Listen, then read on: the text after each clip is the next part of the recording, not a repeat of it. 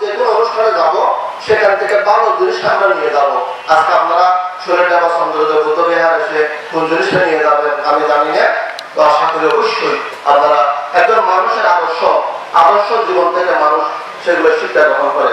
আজকে যিনি সভাপতি বানতে গতকাল থেকে বানতে শারীরিকভাবে এত ভালো নেই, তবু বানতের প্রতি যে একটা স্নেহ নেই, যে বানতে কত দূর থেকে এখানে গতকাল থেকে এসেছে, বানতে শারীরিকভাবে তেমন ভালো নয়, শুধুমাত্র শরীরটা গ্রাম দেখবে বলে বান্তের সাথে বৌদ্ধ প্রতিরোধ গিয়েছিল, সেখান থেকে আরো বেশি ঘনিষ্ঠ হয়েছে, বান্তে বলাতে বান্তে এখানে এসেছে।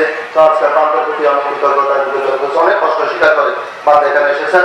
তো সুতরাং আপনারা সবসময় মনে রাখবেন, শূন্য পুরুষে অবাক কেমন জিনিস দিই, এগুলোই মানে উপলব্ধি করবেন। যারা পাপ করে যারা পাপ করে তাদেরকে কেউ ভালোবাসে না। একজন মুসলিমও যদি পাপ করে আরেকজন মুসলিমে ভালোবাসে না। একজন বৌদ্ধ হয়ে যদি পাপ করে আরেকজন বৌদ্ধ হয়ে ভালোবাসে না।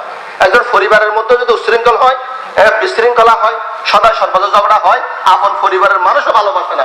তো এই জন্য আজকে আপনারা সকলে যে সুন্দর চেতনার নিরিখে কুশল কর্ম সম্পাদন করার জন্য